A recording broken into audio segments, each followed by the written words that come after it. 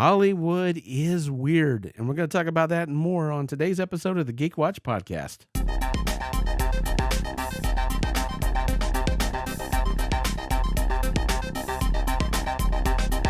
This is the Geek Watch podcast with Brian Hatcher and Mandy Petrie.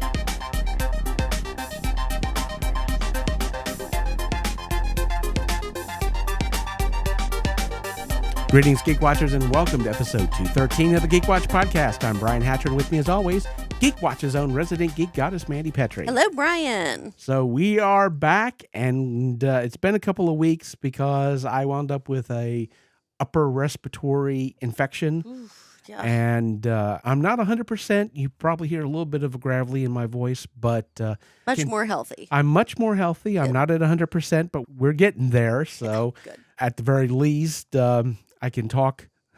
So that helps with the podcast. There was about 2 or 3 days where I couldn't utter a word. I was like, Yeah, we talked about doing it in Morse code, but ultimately we decided against it. Yeah, most of what I'd have been tapping was SOS anyway. So we are back, and I have been keeping up with a bunch of stuff, as you have also. And the last couple of weeks has been a little bit weird. There's been some strange things happening in the background. I've been looking forward to talking Revelations and fights over talk shows and terrible documentaries that have ruined childhoods. And tell me about when you were talking about the talk shows. This I'm not that familiar with. What is that you were talking about? Oh, okay. So ABC is owned by Disney, Bob Iger, yay, and Mickey Mouse and stuff. So they have The View. Right. The View has been steadily losing viewership. It's at an odd time, daytime, and everything. So their idea was that Ryan Reynolds and Hugh Jackman were going to come on The View in costume as Wolverine and Deadpool and perform the interview as Wolverine and Deadpool.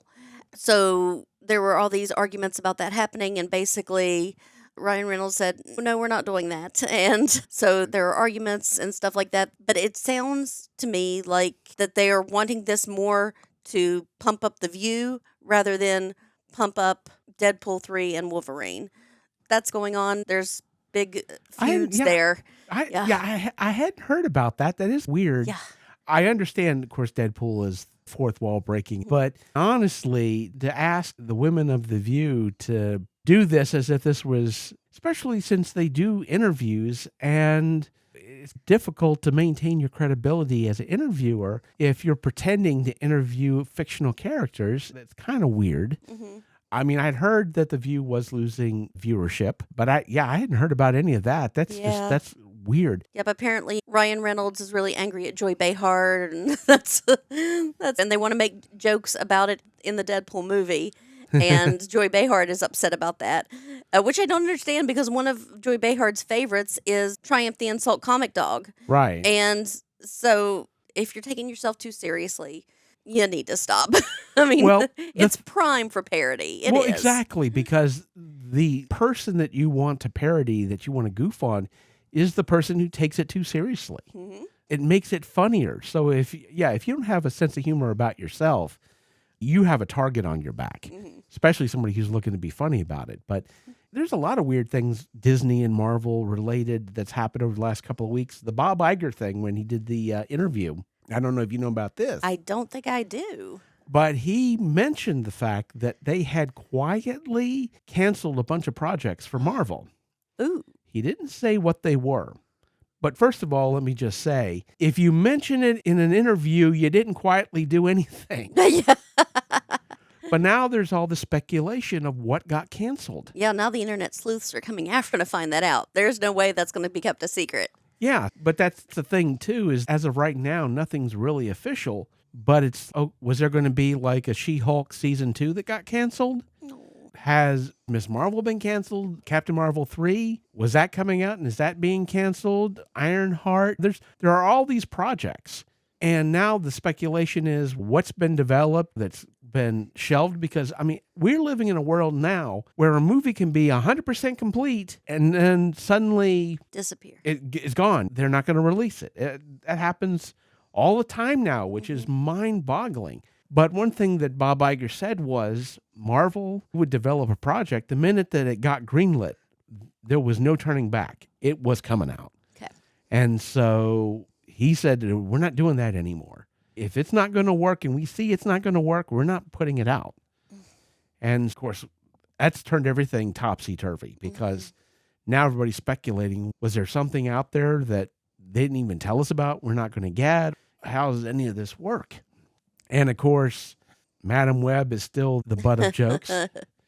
You know, there was a Madam Web joke at the Oscars this year. Did you hear about this? Nope. Well, Jimmy Kimmel was the host, and he was talking about the great lines of movies. We're going to need a bigger boat. And my mother was killed in South America studying spiders. And you're like, oh no, here we go. So, oh yeah, that was arachnophobia, right? it might as well have been. But we do have to talk about the Oscars for a little bit, and not just because of John Cena. Oh yes, I've heard such tales. That was its own thing because there were people online going, this was John Cena's humiliation ritual to get into the Illuminati. Oh, so that wasn't him being a mermaid in Barbie? He's been naked a lot. This isn't anything new. Oh, yeah. You know? And we had Godzilla -1 winning for special effects. Mm-hmm. And Oppenheimer just went crazy. Of course, yeah. For sure. But there wasn't really any surprises. Yeah, not really. But I'm glad that Tony Stark won an Oscar. Oh, yes. That's great. But again, we had this lesson with Godzilla that can do really good work without spending a crap ton of money. Yeah. And I'm hoping people will pick up on that. Mm-hmm. Yeah, the Oscars were a lot of fun. Again, not a whole lot of surprises.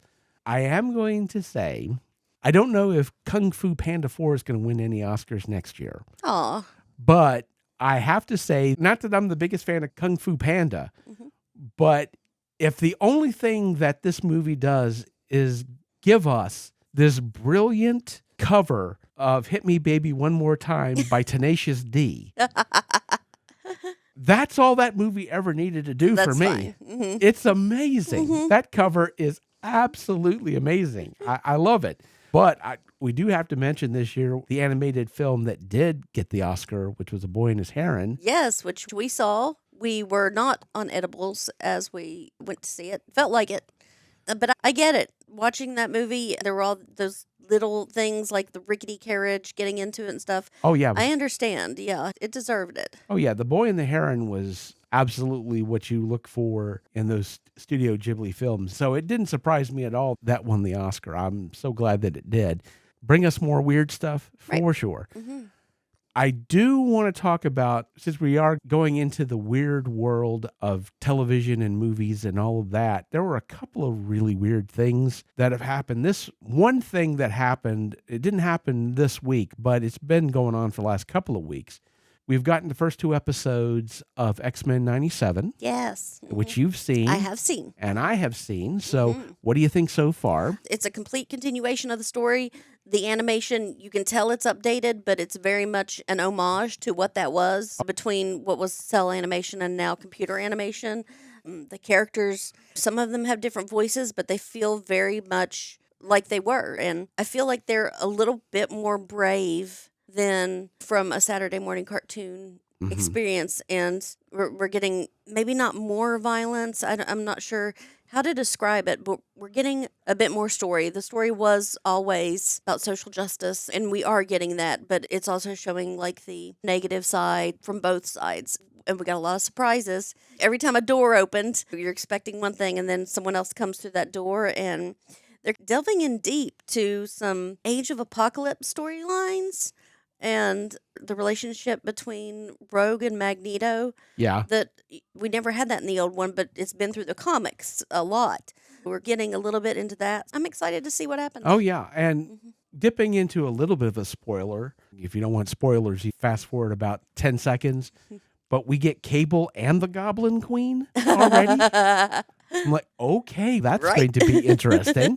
The thing about it is, as much as I've enjoyed X-Men 97 and I'm looking forward to the next episode, and of course, we talked about this before, is, you know, back in 1997 when I was living on the East End and you weren't born yet.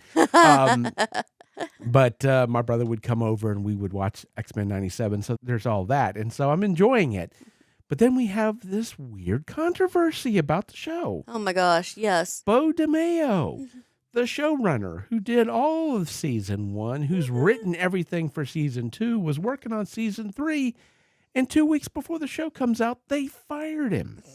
And I was like, what the heck is this about? But what I didn't have on my bingo card was they fired him because he had OnlyFans? Is that what we're going? Oh, okay. Yeah. Oh, you didn't hear about I this? guess I didn't. Yeah. So- I thought this was the controversy. Like, oh my God, X-Men is so woke. What? Of course, people are I guess complaining you about never that. saw or read an X-Men comic book ever. Yeah. But yeah, apparently he has spicy content on OnlyFans, and so they decided, they said, okay, that may be a step too far. Okay. I just feel like that's weird, but it certainly wasn't one, as I said, it wasn't what I had on my bingo card. And then we had the Doctor Who controversy. I haven't heard of the Doctor Who controversy. Oh, you're going to love this I one. don't know that I will. Here's the thing. We now have a date for the first 2 episodes of the new season of season 1 of Doctor Who. Okay. It's coming out May the 11th. They're giving us 2 episodes to start off. And they're doing this in a unique way because Doctor Who has always had issues with spoilers. So they've decided they're going to release Doctor Who around the world at the same moment. Ooh. I didn't say the same time because obviously different time zones, but it's going to drop at the exact same moment in the world simultaneously around the world. Yeah. Now, obviously, for some time zones, that's going to be 3 o'clock in the morning. Got it. Yeah. Exactly. Mhm. And I look at it this way. Obviously, in Great Britain, a lot of the money for Doctor Who comes from their TV licenses. They pay for it. Plus, Doctor Who came from Great Britain, and they're wanting to match up Doctor Who with Eurovision. Mm-hmm. And so it makes sense to me that they should get the reasonable time period. And the United States, it's not that big a deal. We're getting it on Disney Plus. Mhm. So it's not like you got to stay up at midnight to watch it. Right. Because it's just going to be available. You watch it whenever you wake up. So that makes absolute complete sense to me. Mhm.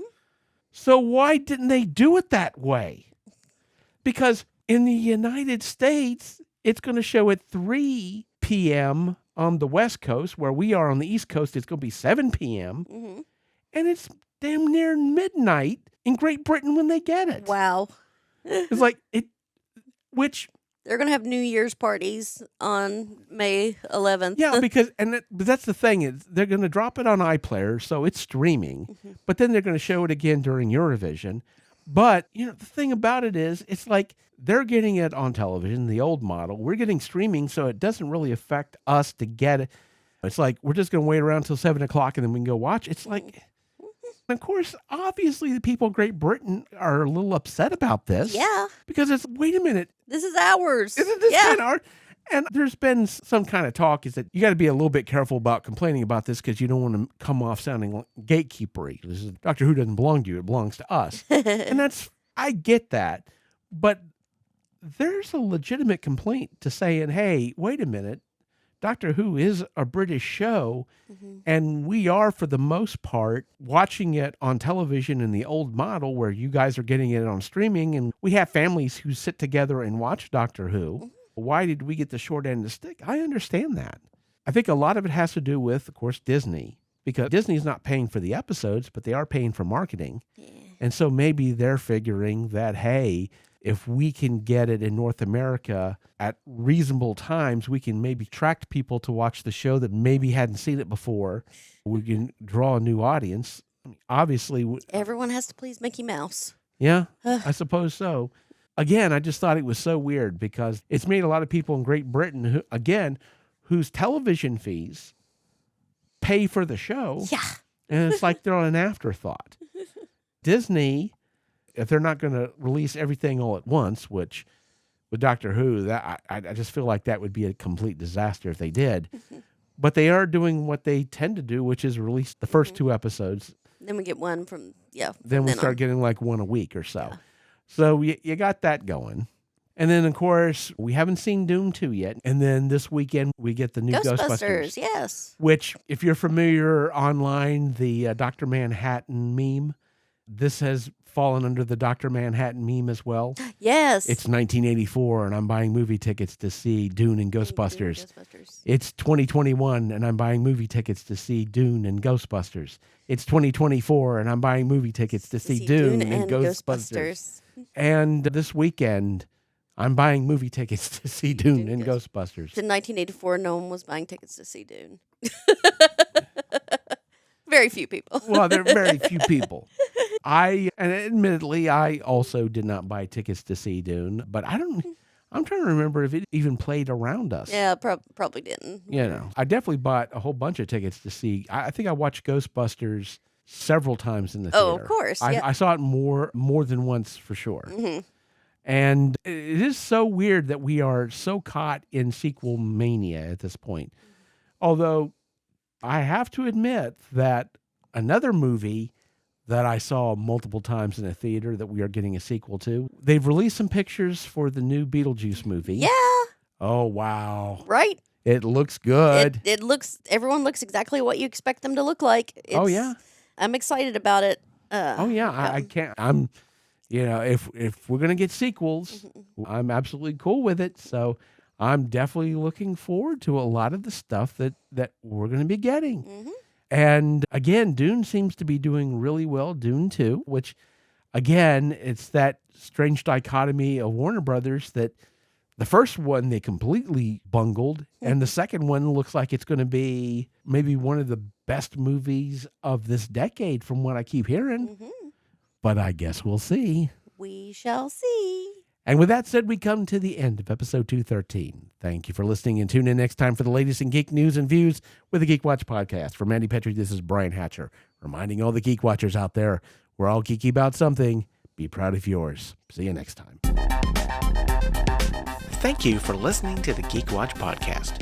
If you enjoyed this program, don't forget to like and subscribe on your preferred platform and share this podcast on your social media. For links to all the ways you can listen to the Geek Watch podcast, as well as leave comments and suggestions, visit our website at geekwatch.net. The Geek Watch podcast is a Hanging J production.